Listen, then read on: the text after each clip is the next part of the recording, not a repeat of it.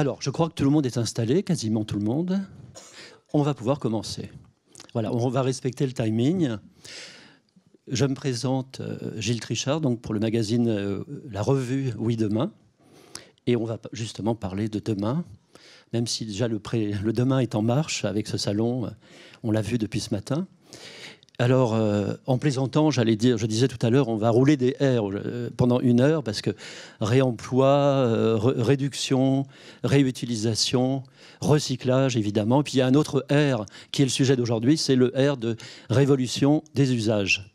Vaste sujet, on pourrait y passer l'après-midi. On n'a qu'1 heure, donc parfois je serai le maître des horloges. Jean Jaurès disait, il ne peut pas y avoir de révolution sans conscience. On voit depuis ce matin, on écoute, il y a une influence, donc il y a une conscience, mais entre la conscience et l'acte et le geste, il y a encore du chemin. Alors pour parler de ce sujet, ce beau sujet de la révolution des usages et comment mettre l'usager au centre, c'est une sorte de révolution copernicienne, on va mettre l'usager au centre, mais d'abord, qui est l'usager? Déjà, il faudrait le consommateur, l'habitant, le citoyen, l'électeur. C'est assez complexe, on n'est plus à l'ère de l'homo economicus.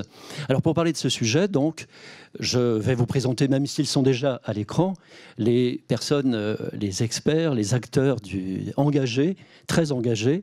Donc, je vous laisse. J'ai des petites fiches, je pourrais vous faire un peu presque votre CV maintenant, mais je préfère dans la foulée, comme ça, en rafale, même si par galanterie, j'aurais pu commencer par Stéphanie Foucard, mais en rafale, je vous laisse vous présenter. Voilà, comme si on fait connaissance. Très bien, bonjour à tous.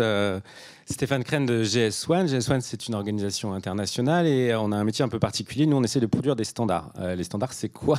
Concrètement, en général, ce sont des petits dispositifs techniques à bas coût et qui visent à rendre les choses interopérables. Voilà. Donc, on existe depuis 50 ans, on est complètement mondialisé. Notre grand fait d'armes et notre emblème, ça reste le code barre que vous trouvez sur l'ensemble des produits de grande consommation. Mais ça, évidemment, c'est que le sommet immergé de l'iceberg. Ce qu'on fait, nous, c'est de créer les conditions de l'extension, si vous voulez, de l'interopérabilité, de la connectivité entre toutes les entreprises qui façonnent les chaînes d'approvisionnement. Donc on a beaucoup œuvré finalement dans des logiques d'efficacité, de process, de logistique, etc. Et évidemment, on se tourne désormais vers ces nouveaux enjeux de recycler, de réemployer et de réduire. Et en ce qui me concerne, moi je travaille spécifiquement sur le sujet des emballages. Vous avez écrit une tribune récemment, je crois tout récemment, sur le fait que ça ne suffit pas. Il faut en créer d'autres ou de nouvelles, peut-être pas forcément accumulées, mais de nouvelles. C'est ça, on a créé en quelque sorte schématiquement les standards du monde linéaire. On a cette ambition tous de se tourner vers l'économie circulaire. Il faut les standards qui vont avec. Et donc voilà, je suis là pour en parler. On évoquera 2-3 sujets intéressants. Alors circulons. Stéphanie Foucard, donc. Alors, je vous ai écouté ce matin. Vous représentez donc Citeo. Et quel est votre titre exact chez Citeo ? Alors, je suis directrice société et consommation. Donc, je travaille avec mon équipe à comprendre les évolutions sociétales, les évolutions des modes de vie, des modes de consommation, et de voir leur impact sur l'ensemble des activités qui sont liées à notre sujet, à savoir la circularité de l'emballage. Voilà, donc on travaille beaucoup sur les comportements, les évolutions des comportements, mais aussi sur, finalement, dans le système, tout ce qui va intervenir sur les acteurs économiques pour transformer la société. Vous avez des bonnes journées, c'est un sujet. On y reviendra après, on va y revenir bien sûr. Hein, mais peut-être expliciter quand même qui est Citeo, parce que je ne sais pas si est-ce que tout le monde connaît Citeo? Bon, on passe alors, hein, c'est pas la peine. Hein. Non, je plaisante, mais donc qu'est-ce que fait Citeo? Donc Citeo, éco-organisme qui a été créé effectivement par les entreprises de la grande consommation pour réduire l'impact environnemental des emballages. Nous sommes une société agréée par l'État, donc on doit répondre à un cahier des charges qui est fixé par l'État et les parties prenantes. Et nous sommes également entreprise à mission avec l'ambition effectivement de transformer les modes de production, de consommation, de distribution et de consommation. Et on le verra, je pense, dans les échanges, l'emballage est une part importante de ce système. Merci. À vos côtés, donc, Jean-Marc Le Gall. Bonjour à tous, je suis Jean-Marc Le Gall. Je travaille pour la société GRT Gaz, qui, je ne suis pas sûr qu'elle soit très connue non plus. C'est une société dont la mission c'est de transporter l'énergie gaz des points frontières ou qui approvisionnent le pays aux différents types de consommateurs. Concrètement, ça nous conduit à nous occuper de 30 000 km de canalisation, peu visibles parce que souvent enterrés. Nous sommes 3 000 pour faire cela sur l'ensemble du territoire, donc très très diffus sur le territoire. Et pour parler de révolution, la révolution qui nous anime aujourd'hui, c'est une révolution de switch d'une situation où le vecteur énergétique transporté aujourd'hui, c'est essentiellement du gaz fossile, à une situation future où ce gaz sera essentiellement renouvelable et ça va nécessiter des coopérations nouvelles à tisser entre le monde de l'énergie, le monde agricole et le monde des déchets, mais ça je crois qu'on va y revenir. Vous êtes combien? Nombre de salariés? 3 000. 3 000, hein, c'est 3 000, hein, d'accord. Je passe souvent de votre siège à Bois-Colombes. À vélo, je passe. Hein. Robin Ronceret, donc... si j'ai un problème, si j'ai des ordinateurs chez moi, donc j'appelle, il y a un numéro, un guichet. Oui, c'est ça. C'est gratuit, diront mes collègues au stand là-bas. Donc c'est un peu comme Citeo, on est un éco-organisme. Donc merci pour l'explication. C'est les filières REP, les responsabilités élargies des producteurs. Et nous, on s'occupe des équipements électriques et depuis peu des articles de sport et loisirs, donc tout ce qui est chez Decathlon, et les articles de bricolage et jardinage thermique. Et du coup, moi, je suis en charge dans le département technique des sujets de prévention. Et donc par prévention, il y a deux parties. Il y a la prévention en aval, donc mieux réemployer, réparer, allonger la durée de vie, et en amont, en travaillant sur l'éco-conception avec nos adhérents. Merci beaucoup. Pour lancer le débat, donc la révolution des usages, comment mettre l'usager, le consommateur, l'habitat au centre du modèle, je ne sais pas comment on pourrait l'appeler, du système, du paradigme. Pour lancer le débat, d'abord je me tourne vers Stéphanie Foucard. Donc je vous ai entendu ce matin donc à l'atelier consommateur responsable et vous exprimez une frustration. On peut avoir une conscience, on peut être convaincu, mais de là à passer à l'acte, il y a un gap. Et donc on sentait que voilà, il y a du boulot. C'est quoi pour vous la révolution des usages? Alors oui, de l'intention à l'action, il y a effectivement un gap, le green gap, certains utilisent ce terme. Je pense que révolution des usages, en fait, on a voulu mettre l'emphase sur le fait que quand on parle d'économie circulaire, on évoque, ou en tout cas on suggère un monde qui fonctionne à une échelle très macro, avec des acteurs industriels, des acteurs économiques qui vont dessiner les contours du monde de demain. Et puis, ça induit que le consommateur, habitant, usager, citoyen, administré, je vais pas refaire l'énumération, mais en tout cas que les individus vont s'adapter à effectivement cette nouvelle proposition façonnée au niveau macro. Et en fait, accoler dans ce thème de cette table ronde, en fait, les termes consacrés d'économie circulaire à la révolution des usages, c'est de rappeler que finalement, pour que la transformation puisse être possible, il faut qu'il y ait l'engagement des consommateurs, habitants, citoyens, etc. Je vais l'appeler consommateur, c'est le terme que je vais utiliser. Il y en a d'autres, mais en tout cas, on est dans une société de consommation, donc je vais l'appeler consommateur pour notre échange. Et je pense que parler de révolution des usages, c'est de rappeler que finalement, oui, il y a la loi AGEC, oui, il y a des impératifs environnementaux, économiques. On a des objectifs en tant que filière extrêmement ambitieux à atteindre. Mais en fait, il ne faut pas, dans l'équation, oublier ce consommateur qui, en fait, doit être intégré dès le départ au même niveau que toutes les contraintes des acteurs économiques. Voilà, donc je voulais juste pointer le fait de révolution des usages. Peut-être une autre comparaison. Pensons à la manière dont aujourd'hui le mobile fait partie de nos vies, ce téléphone. Pour ceux qui ont la possibilité, parce que je crois que cet exemple en fait commence à dater un peu, mais mettez-vous en 2006, avant l'arrivée des smartphones, et regardez à quel point ça a changé la manière dont on communique, nos vies. Voilà, bon, pour l'économie circulaire, il faut arriver à cette même révolution des usages, au travers des 3R, 5R. Alors ça ne se décrète pas, comme disait l'autre, ça ne se décrète pas, il ne suffit pas de le dire. Mais alors justement, je m'adresse donc à Stéphane, à Robin, à Jean-Marc, je les avais par leur prénom maintenant. Qu'est-ce que vous faites, vous, comme acteur engagé, qu'est-ce que vous faites concrètement pour embarquer, j'allais dire, les usagers? Vous n'êtes pas seulement des dirigeants d'entreprises, vous êtes aussi des citoyens et des consommateurs, vous faites vos courses. Voilà, comment on peut faire bouger les choses? Voilà, comment on peut... c'est une table ronde, comment on peut ne pas penser en rond. Qu'est-ce qui pourrait faire qu'on avance? Après, je rappelle quand même qu'on se tournera vers vous, public, et vous aurez la possibilité d'échanger, de poser des questions et de faire des commentaires, mais poser des questions surtout. Et voilà, c'est une réflexion collective, bien sûr. Hein. Alors, tiens, je me tourne vers... Très bien, je suis le premier de la classe aujourd'hui. Alors, nous d'abord, il faut quand même reconnaître que nous, on a un travail qui consiste à fédérer les entreprises pour leur faire trouver des solutions en commun. Donc, notre prisme, nous, c'est plutôt le monde du B2B. Mais évidemment, on peut évoquer le consommateur. Je crois que le sujet des emballages, c'est un des premiers sujets en termes de frustration dans le quotidien de vie de tout le monde. C'est qu'on se voit tous entasser des emballages et on se dit, mais pourquoi on n'arrive pas à réduire tout ce volume-là? Pourquoi ça continue alors qu'on en parle depuis peut-être 10-15 ans qu'il faut réduire? Alors, voilà.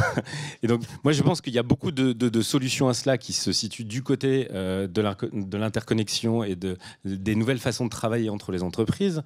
Évidemment, la Citeo fait un job extraordinaire pour essayer de booster le réemploi avec, je ne veux surtout pas préempter le discours de ma voisine de gauche, mais disons que l'année prochaine sera probablement l'année 1 du passage à l'échelle du réemploi et on le doit beaucoup au travail de Citeo.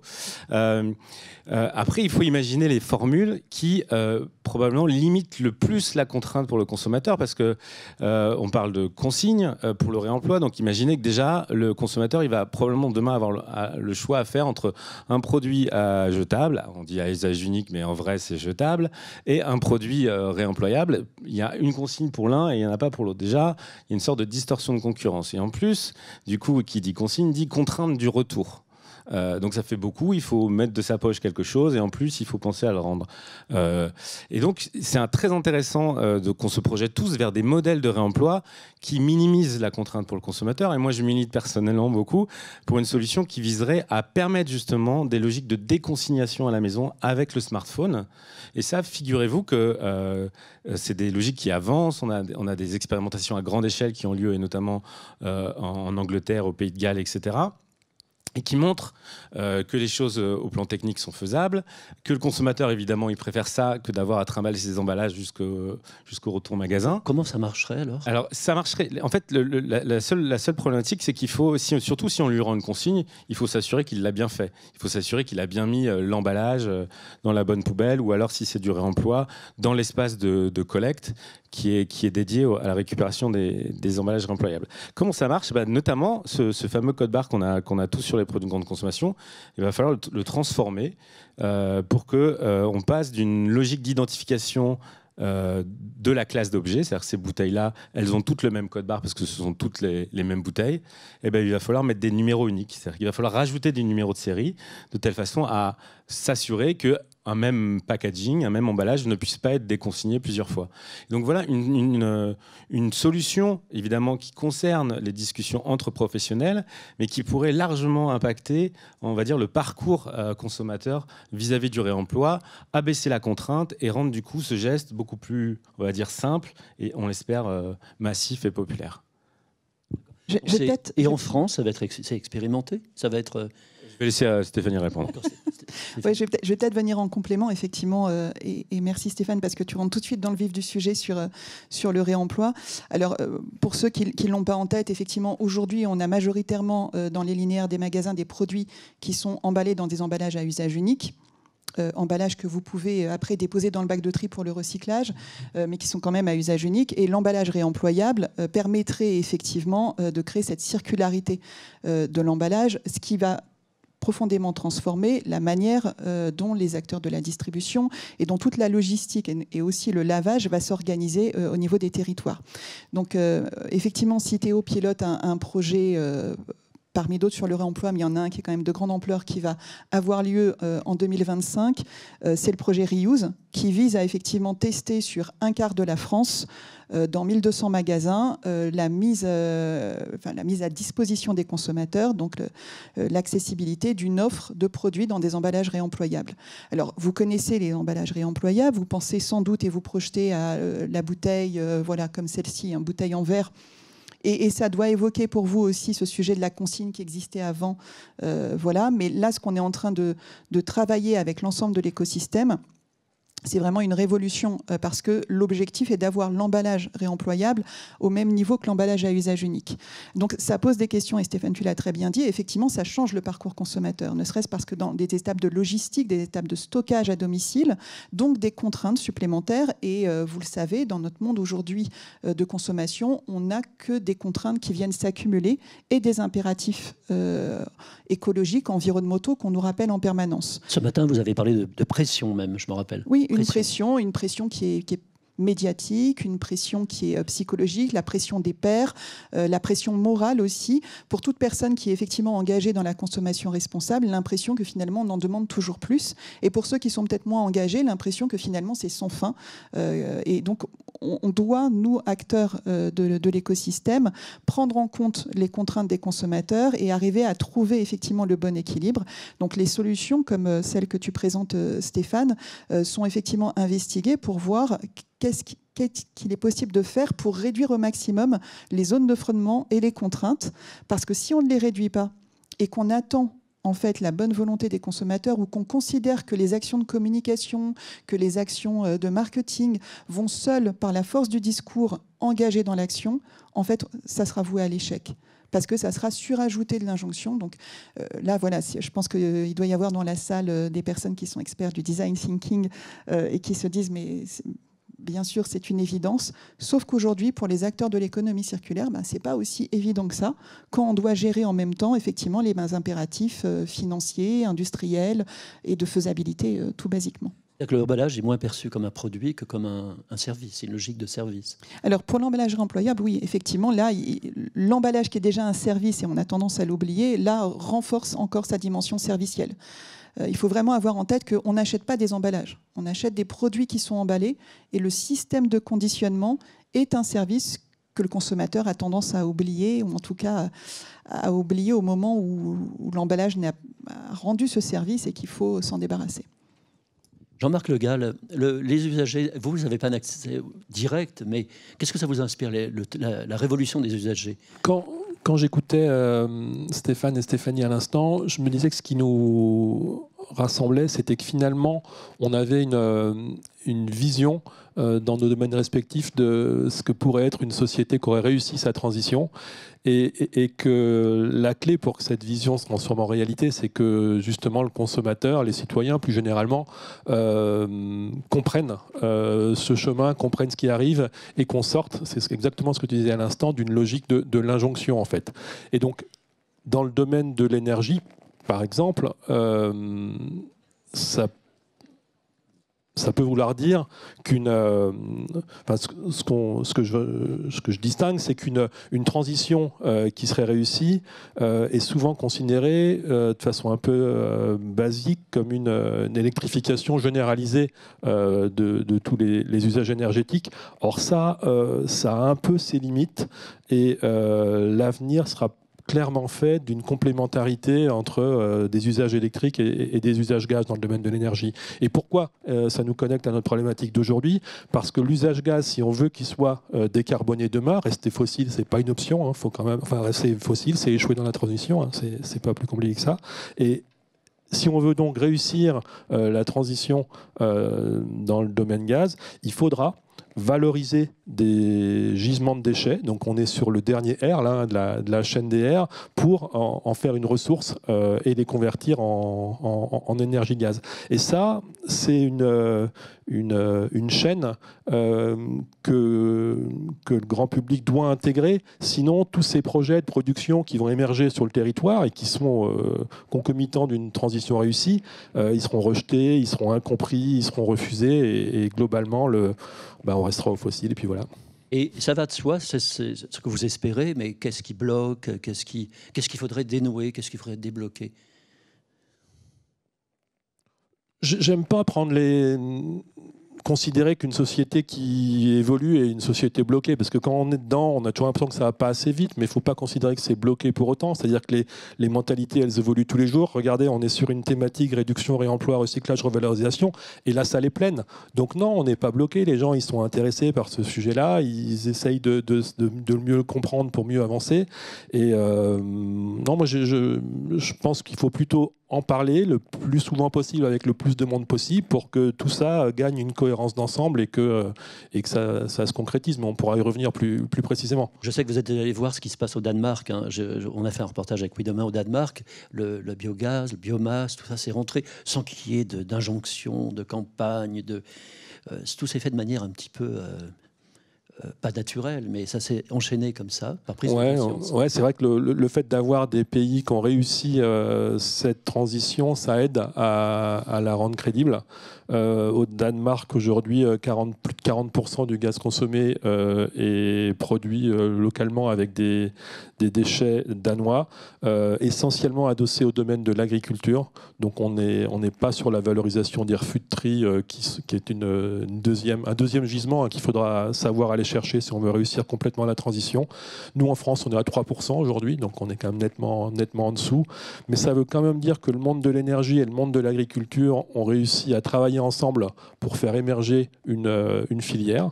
Aujourd'hui, il y a 700 sites en France qui produisent du gaz. Il y en avait 0 il y a 10 ans, donc on a quand même changé les choses de manière on n'est pas à la marge, quoi. On n'est pas sur quelque chose de symbolique. Et l'idée, c'est de poursuivre sur ce chemin, parce que globalement, on sait que si on baisse les consommations, parce que ça c'est quand même la première des choses à faire, hein, globalement il faut consommer moins d'énergie si on veut réussir notre transition, et si on baisse les consommations, on a les gisements nécessaires, tant dans le domaine du déchet que de l'agricole, pour produire l'énergie suffisante et être dans une logique de gaz 100% renouvelable à un horizon qu'on estime à 2050 environ. Robert Ronceret, avec Écologique, qu'est-ce que vous faites alors concrètement ? Alors difficile, parce que tout ce que vous avez dit m'a inspiré plein d'échos, donc j'essaie de... J'ai vu, vous prenez des notes beaucoup. Oui, j'aime bien prendre des notes. Donc c'est vrai que le comportement des consommateurs est clé, parce qu'on aurait pu te dire dans le monde du recyclage, pas de collecte, pas de recyclage. En gros, si vous mettez un téléphone à la poubelle, ça arrive encore, hein, c'est rare, mais ça arrive. Citeo, ils font de leur mieux, mais ils sont pas magiciens non plus, ils peuvent pas ouvrir toutes les poubelles. Donc l'idée, c'est d'avoir la bonne information au bon moment. Par exemple, quand on déménage, hein, quand on va faire le tri pour réemploi, réparation, où est-ce que j'amène ça pour réemploi, où est-ce que j'amène ça pour recycler. Et ça, ça peut ne pas être évident, d'autant qu'on a de la chance quand même d'avoir par rapport à ces fins de vie, des attitudes assez pro-environnementales. Il y a beaucoup de gens qui ont l'opinion que recycler, réemployer, réparer, c'est bien. C'est bien, première étape, c'est l'opinion. Après, deuxième étape, c'est l'attitude, dire j'ai envie de trier, j'ai envie de faire ce bon geste. Et après, la troisième étape, c'est le comportement, je fais ce bon geste et en plus, je vais le répéter dans le temps. Parce que si on trie qu'un seul emballage et qu'après, on ne le fait plus jamais, c'est embêtant, et pareil pour les téléphones. Et donc, pour passer de la première étape à la dernière, il faut savoir, il faut pouvoir, il faut vouloir. Et donc, ces trois verbes, on peut agir collectivement dessus. Et la première chose, je pense que c'est donner de l'information. Et après, il y a des sujets un peu plus de sciences comportementales. Je pense qu'on pourra rentrer dans le détail ensuite sur des billets comme les normes sociales. Là, on parle de la norme injonctive, par exemple. La norme injonctive, ça peut être positif, mais ça peut être à double tranchant parce qu'on peut se sentir culpabilisé. Mais il y a plein d'autres types de normes sociales. Il y a aussi le billet du statu quo. Il y a 46,4 millions de téléphones dans les tiroirs. On a fait l'étude l'an passé. Pourquoi ? C'est parce que ça s'appelle l'inertie comportementale, ça s'appelle la flemme en fait. Et voilà, je dis toujours ça marche toujours bien. Et vous dites, oui, moi j'en ai un, bien sûr. Vous pouvez le ramener chez Écologique, vous pouvez envoyer par la poste. Mais tout ça pour dire que souvent on se dit pourquoi pas, mais on a la flemme et au bout d'un moment, quand on est pressé de faire le comportement, on déménage par exemple, hop, on met tout à la poubelle et c'est un peu embêtant. Et donc, tout ça pour dire qu'il faut essayer de se renseigner. Nous, on fait des expériences, des A/B tests, on appelle ça, pour essayer de mieux réemployer, recycler.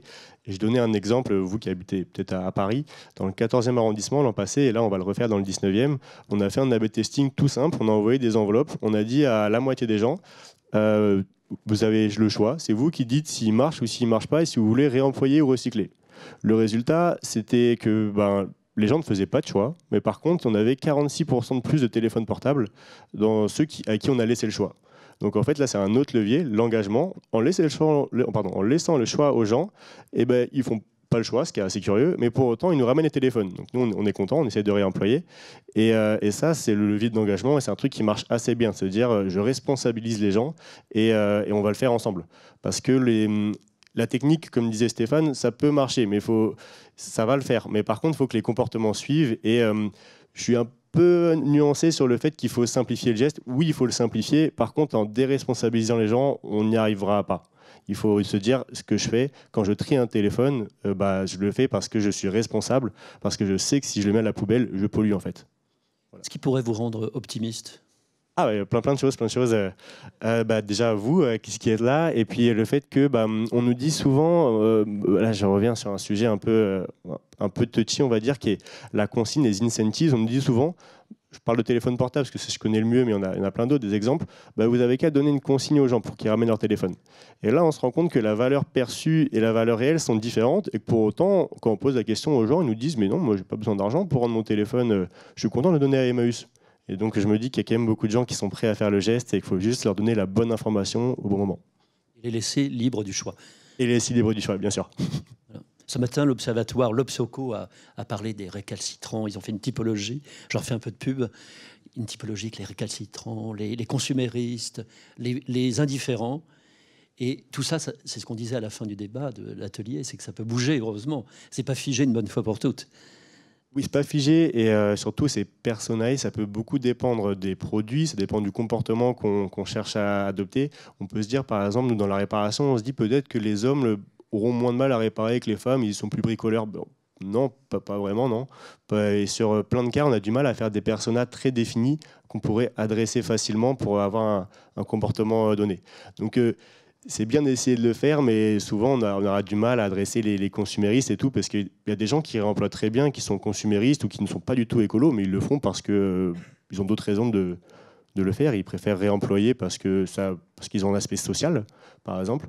Et il y a plein de leviers différents que l'environnement. Et parfois des aspects aussi économiques. On en parlait ce matin avec le terme éconologie. Stéphanie Foucault, vous vouliez réagir ? Oui, ce que tu disais, Robin, moi, me fait penser à une recherche qui est en train de se terminer, qu'on a conduit avec Leroy Merlin Sources. Alors, Leroy Merlin Sources, c'est l'entité recherche sciences humaines et sociales de Leroy Merlin. Et je me permets de les citer, même si effectivement on n'a pas encore publié la recherche que nous avons cofinancée avec un prospectiviste et un sociologue qui ont travaillé en fait sur une démarche ethnographique pour comprendre l'économie circulaire à hauteur d'habitants. Parce qu'effectivement, quand on parle d'économie circulaire, je le disais en introduction, souvent ça convoque plutôt les acteurs économiques et le niveau macro. Mais qu'est-ce que ça veut dire l'économie circulaire quand on se place au niveau des habitants? Donc on a effectivement soutenu cette recherche dont on a eu les résultats là au mois de septembre, qui montrent en fait que les pratiques des habitants sont bien plus diversifiées qu'on l'imagine, et surtout que leur manière de considérer en fait ce qui est objet, ce qui est déchet au sein de l'habitat et ne correspond absolument pas, nous, à notre classification.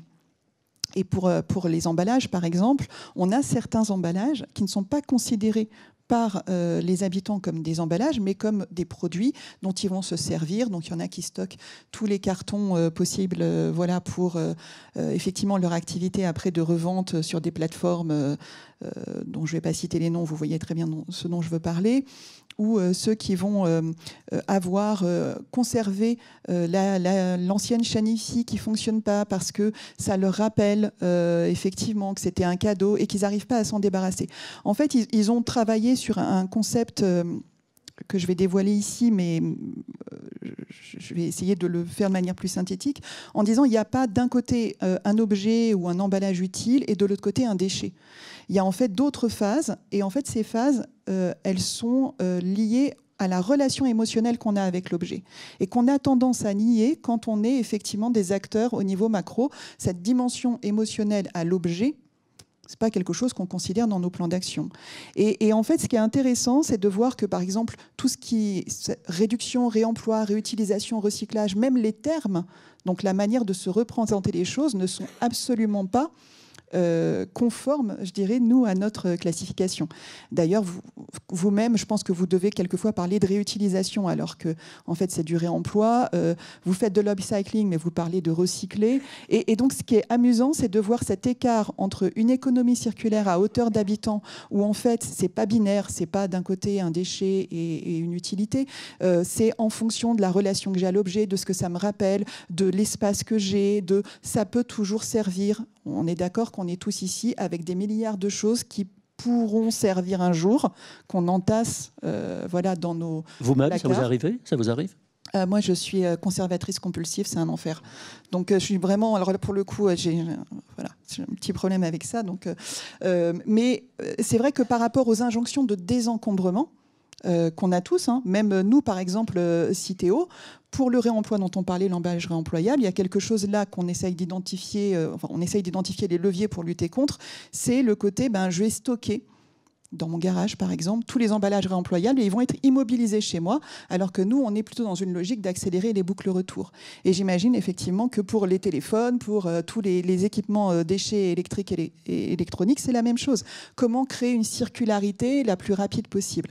Sauf qu'en fait, si on ne comprend pas finement la relation que nous avons, je dirais, aux objets et qu'on imagine que les deux économies circulaires sont dans une conversation parfaite, on ne trouve pas les bons leviers. En fait, il faut vraiment... je voulais vraiment parler de cette étude, et c'était pas forcément dans ce qu'on avait discuté, Gilles, mais ce que je trouve intéressant, c'est en fait de toujours faire le dialogue entre ce que nous, acteurs de filière, on peut travailler, impulser dans notre activité professionnelle, et la réalité, je dirais, du quotidien des consommateurs, où le sensible doit avoir une place. Stéphane ? Alors, la question, c'était qu'est-ce qui me rend optimiste, c'est ça ? Je reviens à cette question. Pour éviter de poser l'autre. Alors, moi, je ne suis pas sûr de vouloir absolument cotiser à l'idée que c'est forcément du côté du citoyen, de l'individu, du consommateur que se situent la plupart des solutions.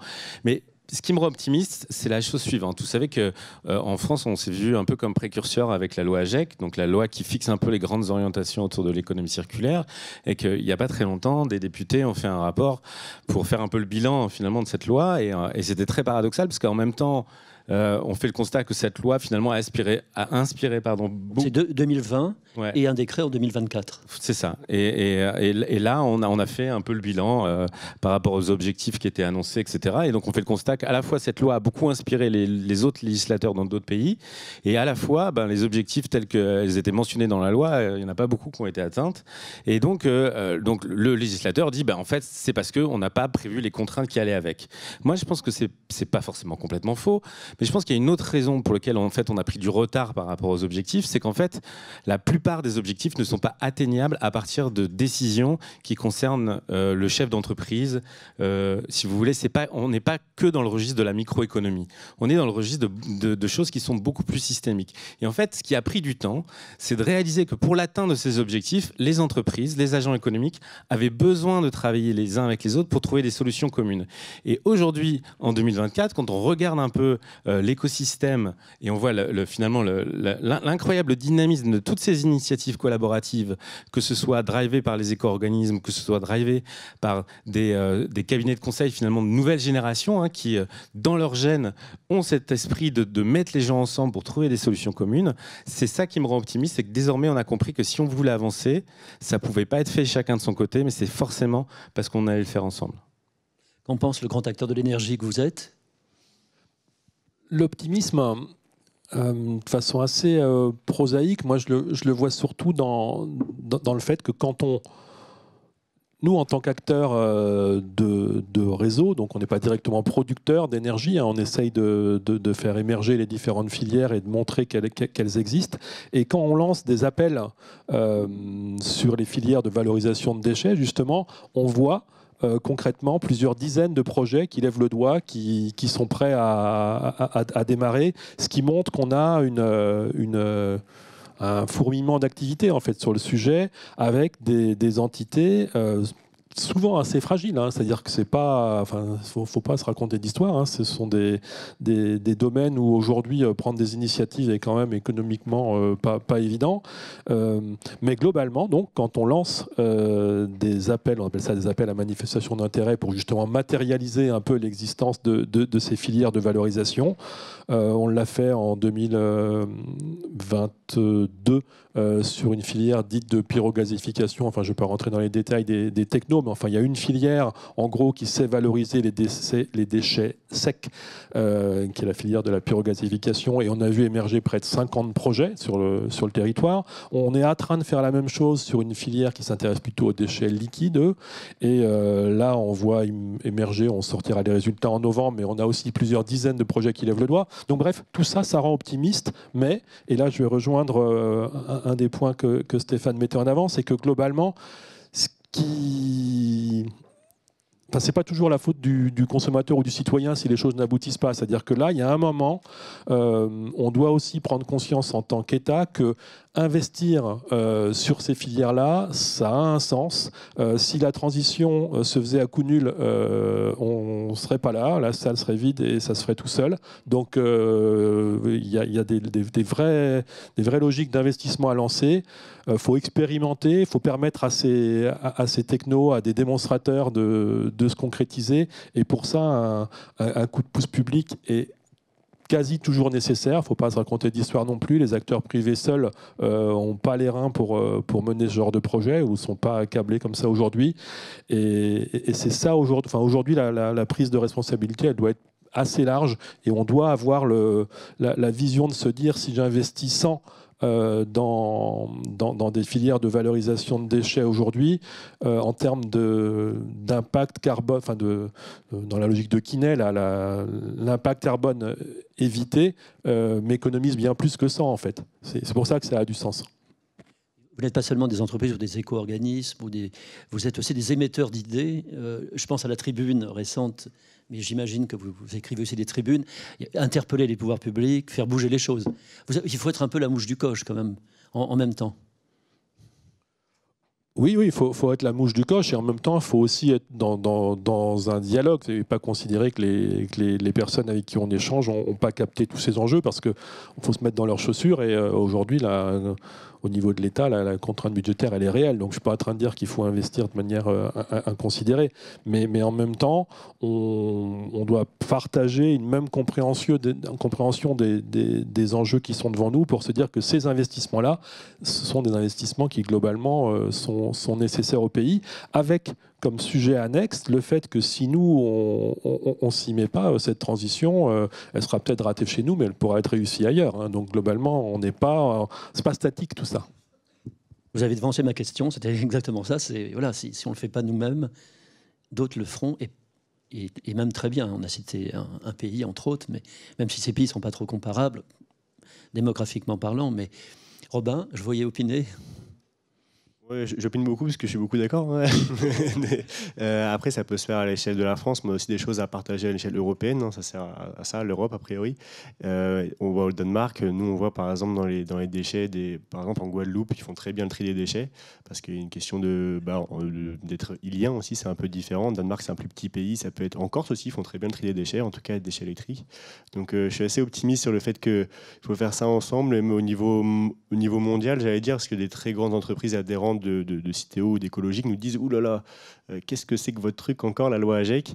Et en même temps, à la fin, on voit des dirigeants de haut vol de ces grandes industrielles qui nous disent en fait, on va vous écouter. On a les recherches, les gens de la R&D en Californie ou à Hong Kong qui disent dites-nous ce que c'est, parce qu'on vous voit comme un laboratoire. Ok, vous vous plantez. Ok, les objectifs sont parfois mal définis, et ça c'est normal. Au début, on ne sait pas trop. Ok, ça prend du temps, mais vous êtes sur la bonne voie. Vous essayez, et c'est une bonne chose d'essayer. Donc, je pense qu'on peut être fier d'essayer. Alors, on va essayer quelque chose. C'est qu'en face de nous, on a des usagers, beaucoup d'usagers. Je ne sais pas combien vous êtes. Est-ce que vous avez des questions à poser? C'est le moment des questions, de l'échange, après le temps de l'écoute. Donc voilà, je vois une main qui se lève. Alors, comme il y a le projecteur en face, je ne vois pas très bien. C'est par là. Est-ce qu'il y a quelqu'un qui passe les micros? Ou sinon, je vais venir vers vous. Voilà, j'ai vu une main se lever. Ouais, c'est comme c'est les Sunlight. Voilà, madame. Alors, je vous laisse vous présenter. Déjà, c'est bien qu'on se présente. Levez-vous. Bonjour, merci. Je suis Muriel Papin, je suis déléguée générale de l'association No Plastic in My Sea. On lutte contre la pollution plastique. En fait, moi, j'ai une question très précise sur le... Pardon. Sur le premier R, réduction. Parce que dans la loi AGEC, on a parlé de la loi AGEC, il y a beaucoup d'ambitions et il y a des ambitions aussi sur la réduction, notamment des plastiques à usage unique. Et il y a une échéance qui est 2030, donc 5 ans à peu près, qui est de réduire de moitié les bouteilles plastiques mises sur le marché. Ça veut dire passer de 15 milliards à 7,5 milliards. Et donc ma question collective, c'est comment on fait ? Comment on fait ?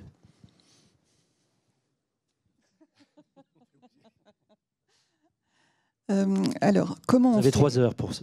Bah oui, Non, déjà, un quart d'heure. Déjà, j'ai envie de dire, pour réduire effectivement la bouteille plastique, travailler sur des alternatives. Donc, les bouteilles réemployables sont une alternative.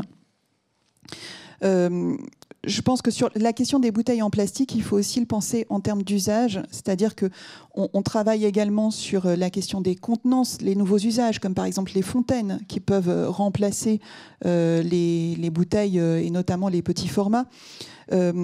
Cette bouteille en plastique, qui n'est pas uniquement la bouteille d'eau, qui concerne tous les types de liquides, elle est très utile parce qu'effectivement, elle est très légère, elle est transportable, elle est adoptée par les consommateurs.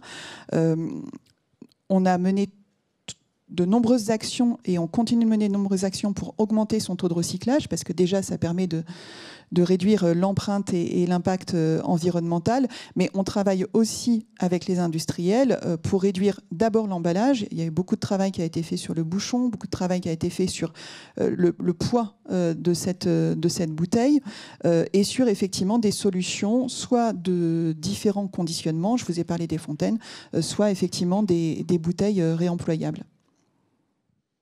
On active tous les leviers et je pense que peut-être juste un point, on a des plans d'accompagnement sectoriels, des plans d'accompagnement des entreprises pour effectivement leur permettre de travailler sur l'ensemble des leviers en tenant compte des usages des consommateurs et en tenant compte du bilan environnemental réel et global de ces actions.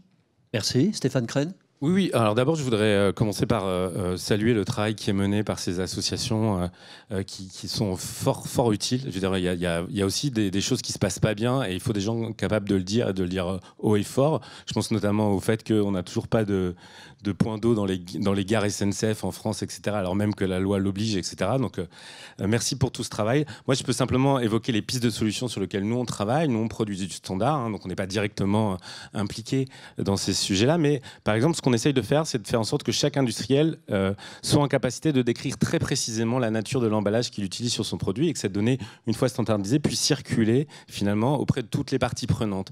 Et cette donnée, une fois qu'elle circule et une fois qu'elle est généralisée, elle va permettre des choses très puissantes en termes de benchmark. C'est-à-dire que les industriels vont pouvoir mieux se comparer les uns aux autres, les marchés vont pouvoir se comparer mieux aux autres, et globalement, on va pouvoir davantage suivre et piloter le progrès général des uns et des autres. Ça, c'est le premier axe. Le deuxième axe, nous aussi, on travaille sur le réemploi, pas dans la posture de Citeo, mais nous, ce qu'on essaye de faire, c'est de faire en sorte que tous les secteurs d'activité qui veulent développer le réemploi le fassent avec des outils opérationnels en commun, de façon à ce qu'on gagne en efficacité économique et environnementale. Vous savez qu'en fait, le nerf de la guerre du réemploi, c'est de diminuer notamment le coût de la rotation d'un emballage. Si ça coûte trop cher de faire tourner un emballage par rapport à l'usage unique, on aura beaucoup de mal à tendre vers la généralisation du réemploi. Et donc, en fait, les outils opérationnels, leur standardisation, c'est hyper important pour créer de l'optimisation. Ça, c'est le deuxième point.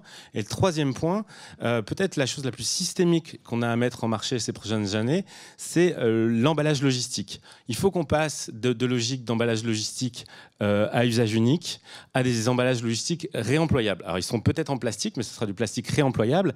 Et si on arrive à mettre des bacs en plastique et mettre les produits de grande consommation dedans, en fait, les produits de grande consommation sont vraiment protégés des contraintes logistiques, c'est-à-dire qu'on n'aura plus à subir le poids de tous les produits au-dessus sur une palette, par exemple.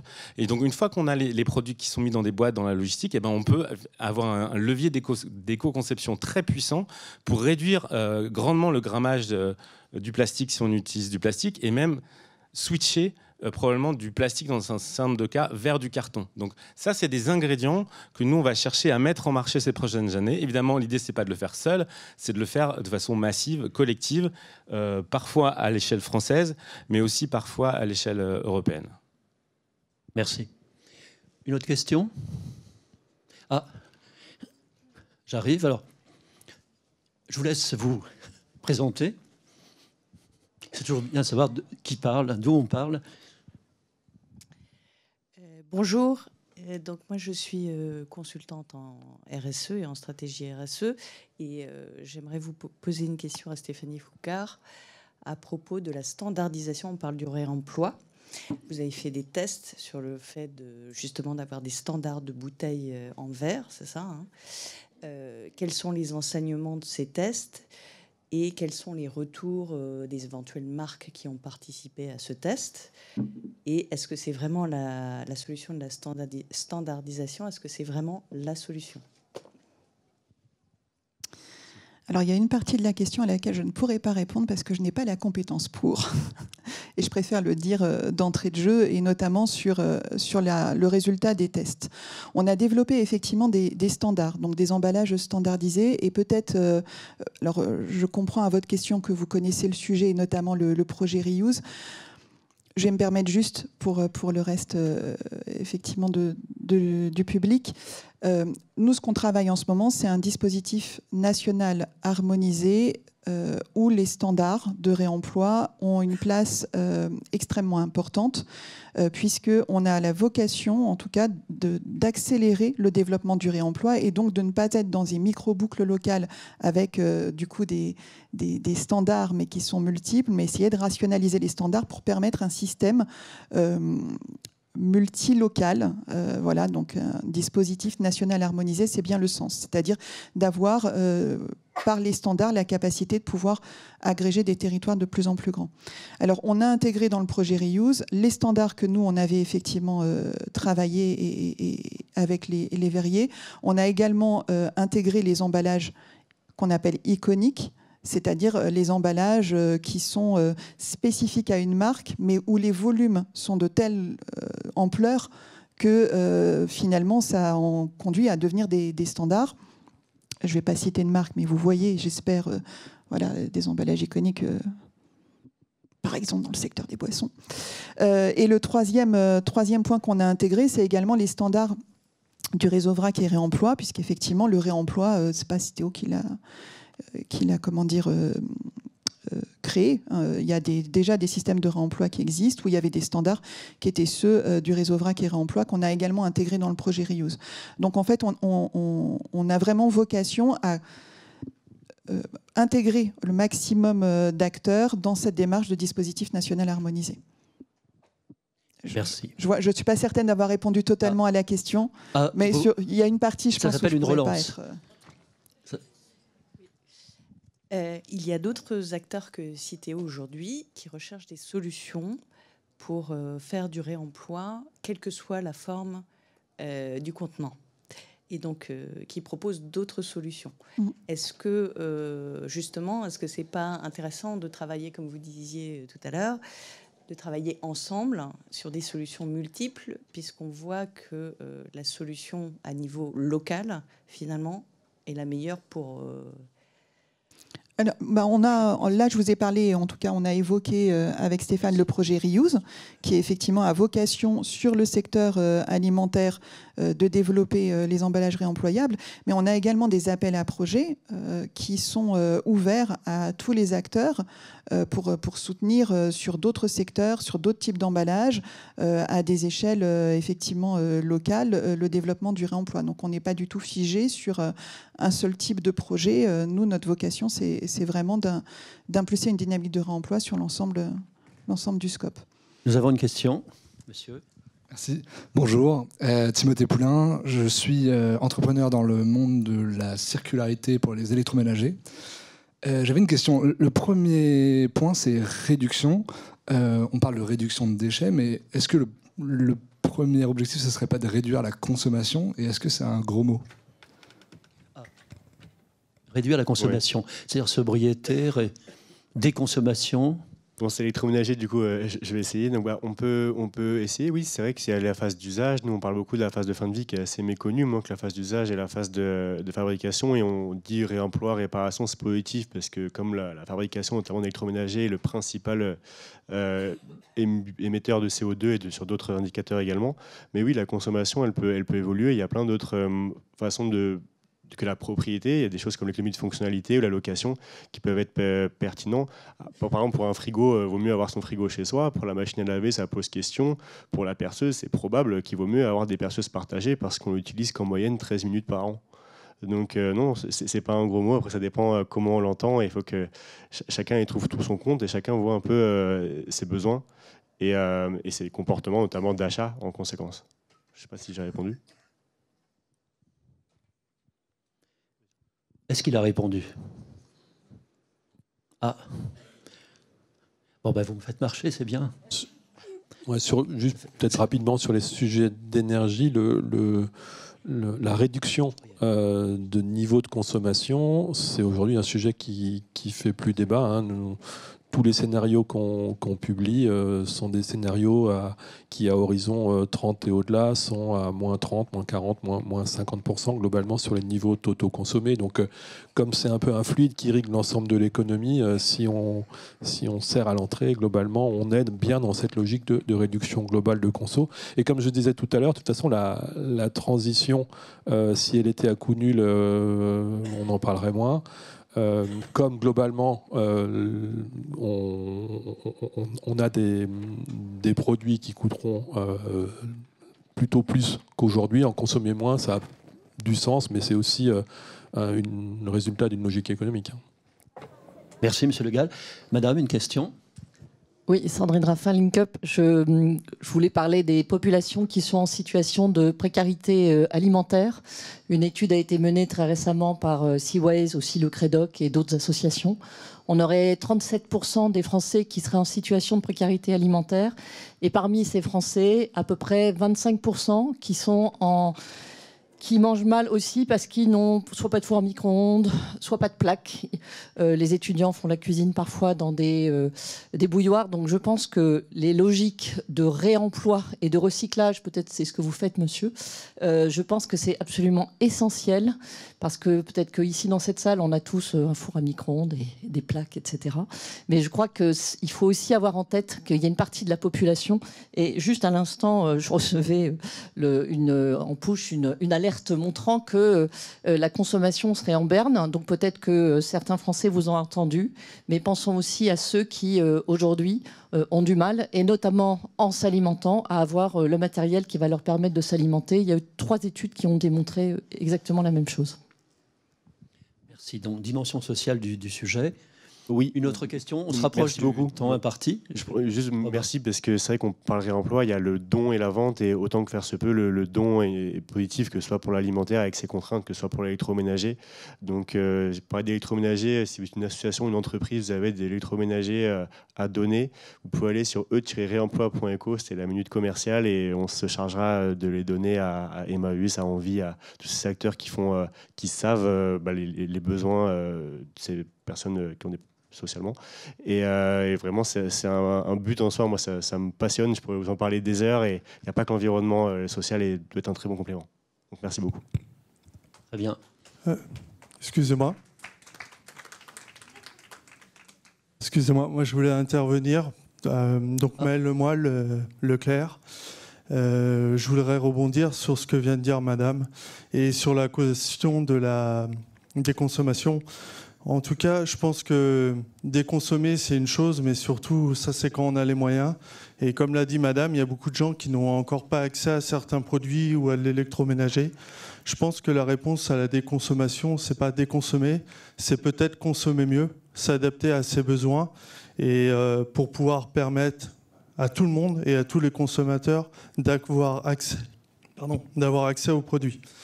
Je voulais réagir par rapport au projet Reuse, parce qu'en tant qu'enseigne de distribution, on y participe. Et pour donner un retour d'expérience, c'est vrai qu'il y a énormément d'expériences qui sont menées localement sur le réemploi et l'utilisation de la consigne. Il s'avère qu'à l'heure actuelle, ça reste quand même une consommation de niche. Et donc, c'est vrai que le travail collectif nous permet en fait vraiment d'accélérer le déploiement.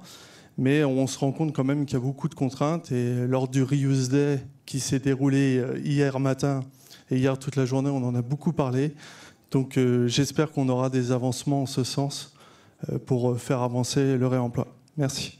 Merci, monsieur. Vous voyez, on évolue. Il nous reste malheureusement, il y aura des frustrations, Robin. Il nous reste à peine 5 minutes. Qu'est-ce que cette table ronde, qu'est-ce que ce débat, ces échanges très intéressants aussi, vous ont appris finalement? On fait ça pour ça aussi, pour qu'on fasse... Autrefois, on disait faire avancer le schmilblick. Voilà, qu'est-ce que ça vous a appris, ces échanges entre vous, avec le public? Jean-Marc Le Gall? C'est difficile comme question. Non, mais qu'est-ce que vous a frappé? Qu'est-ce qui vous a surpris? Ce qui m'a frappé, c'est le... Alors qu'on vient de domaines plutôt différents à la base, c'est un espèce d'alignement d'une certaine volonté de faire des choses nouvelles, de l'expliquer, de leur donner du sens. Et en cela, des tables rondes comme celle-ci me paraissent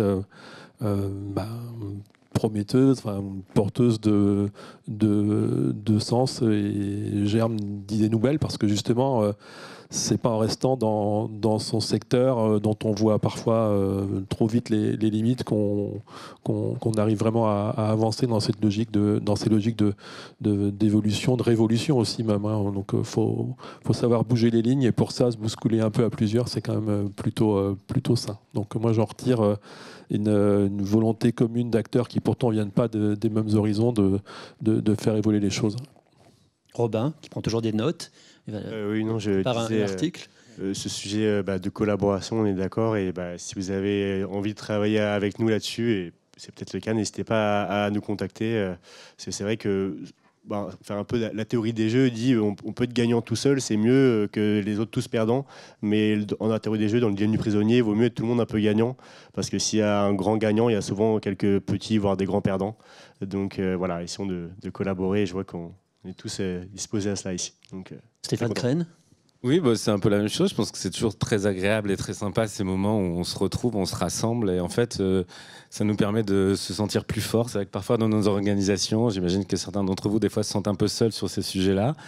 Et là, on vient prendre de la force et de l'énergie. Donc, c'est super.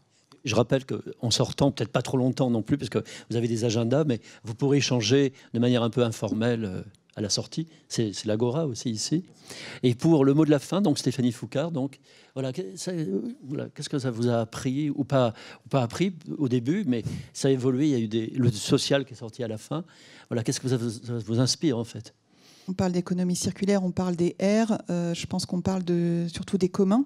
Et en fait, pour rejoindre tout ce qui a été dit, effectivement, c'est l'événement ProDurable et les conférences, les tables rondes, les ateliers nous rappellent juste en fait qu'il faut avoir une pensée au niveau du système et sans opposer les responsabilités des acteurs ni faire porter à une catégorie qui serait le consommateur tout le poids effectivement de l'action. Donc on a une responsabilité, on s'occupe d'un commun et on a une responsabilité commune, c'est de laisser personne au bord de la route. Next, qu'est-ce que la prochaine étape alors?